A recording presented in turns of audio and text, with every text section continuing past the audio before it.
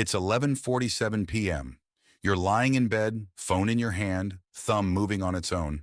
You've got a job, maybe a good one, money coming in, maybe even a relationship, a gym routine, a decent apartment. On paper, you're fine, better than fine. You're doing everything you're supposed to be doing. So why does it feel like nothing? Why at the end of another normal day, does it feel like you're not actually living, just passing time until you fall asleep and do it again tomorrow? If that sounds familiar, you're not broken, and you're not alone. You're one of millions of men living through something nobody prepared you for. By the end of this video, you'll understand exactly why it's happening and exactly what to do about it. Let's call him Ryan, 27, marketing coordinator at a mid-sized company in Ohio. Ryan did everything he was told would make him happy. Got the degree, got the job, moved into his own one-bedroom apartment last year. First time living alone, no roommates, no parents down the hall. Decent car. Had a girlfriend for a while, though that ended a few months back. And if he's honest, he didn't feel much when it did. Here's Ryan's typical Tuesday. Alarm goes off at 7:15. He doesn't get up right away. He scrolls. Instagram, then Twitter, then back to Instagram, like his thumb is looking for something his brain can't name. He showers, drives to work with a podcast on that he's not really listening to. 8 hours pass, meetings, emails, small talk by the coffee machine that never goes anywhere real. He drives home, orders food because cooking for one feels pointless, watches something on a streaming app, doesn't matter what, he'll forget it by morning. Scrolls again. Falls asleep around 1 a.m. Repeat. On the outside, Ryan's life looks fine. If you saw his Instagram, you'd think he's got it together. A vacation photo from last summer, a gym selfie, a picture with friends from 3 months ago. What you wouldn't see, Ryan hasn't called any of those friends in weeks. He tells himself he's just busy. He hasn't touched a single one of the things he keeps telling himself he'll get to. The guitar in the corner of his room, the business idea he mentioned to his brother once, the trip he keeps saying he'll book. Every night, right before he falls asleep, the same quiet thought shows up. Is this it? The moment it cracks open is at his friend's engagement party. Standing in the corner with a drink he's not really drinking, watching his friend look genuinely, unmistakably happy, Ryan realizes he can't remember the last time he felt that. Not fake happy, not this is a good weekend happy. Actually happy, actually present, actually building towards something. It's not jealousy exactly. It's worse. It's the realization that he doesn't know what he's building toward at all.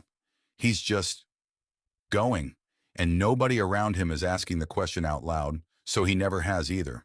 Until right now, standing in that room, he finally does. What am I actually doing with my life? He doesn't have an answer, and that's the first honest moment he's had in a long time. Here's the thing about Ryan's story, and it's not really about Ryan. Talk to enough men in their 20s and 30s right now, and you'll hear some version of this exact same emptiness over and over. It's not because these men are lazy or ungrateful or broken. It's because of what modern life has quietly done to the things that used to give men a sense of purpose. Go back 2 or 3 generations, and a man's path had structure, whether he liked it or not. A trade, a role in the family, a community that expected things from you and gave things back. Church, unions, tight-knit neighborhoods, extended family living close by. None of that was perfect, but it gave you something to belong to and something to be responsible for. That structure has mostly disappeared. Not because anyone destroyed it on purpose, because modern life optimized for convenience, and real community is inconvenient. It takes time. It takes friction. So it got quietly replaced with things that take no time and no friction at all. A phone, a feed, a delivery app. Then there's the comparison problem. Ryan scrolls every morning and every night, and every time he does, he's shown a highlight reel of people who look like they've already figured it out. Richer, more ripped, more main character energy than he feels like he has.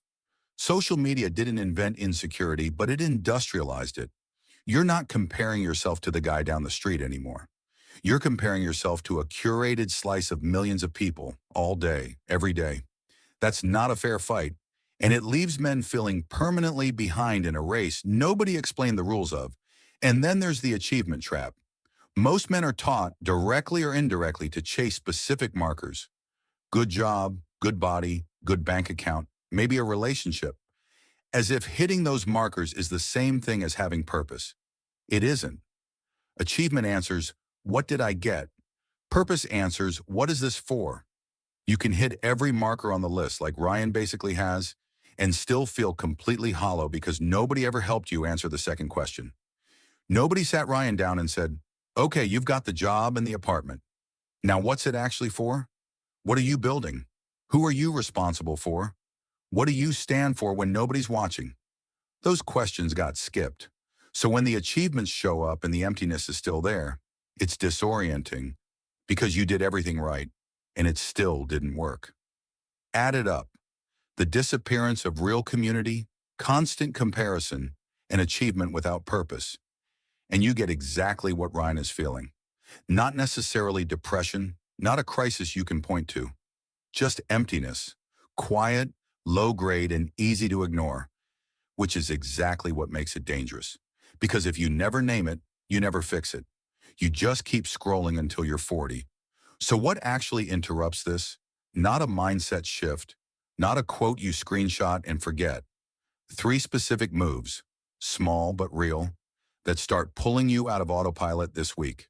This won't fix everything. That takes longer, and we'll build the full system for that over the next few videos. But this is where it starts. Move 1. Run the time audit. For the next 3 days, track where your free time actually goes. Not where you think it goes, where it actually goes. Every evening, write down, hour by hour, what you did after work. Be specific. 1 hour, 40 minutes on Instagram is different from relaxed a bit. Most men who do this are shocked by the gap between the life they imagine they're living and the one the numbers show. This isn't about guilt. Guilt doesn't change behavior. Clarity does. You cannot fix what you refuse to look at directly, and right now, most men are refusing to look at exactly this. Move 2. Ask the uncomfortable question out loud. Once this week, actually say it out loud. To yourself, in the mirror, in your car, wherever. If nothing changes for the next 5 years, where does this go? Most men avoid this question because it's uncomfortable, and the entire modern environment is built to help you avoid discomfort. Another episode, another scroll, another notification. But discomfort here is useful. It's the thing that cracks the autopilot. Ryan never asked this question until he was standing in a corner at someone else's engagement party. You don't have to wait for that moment.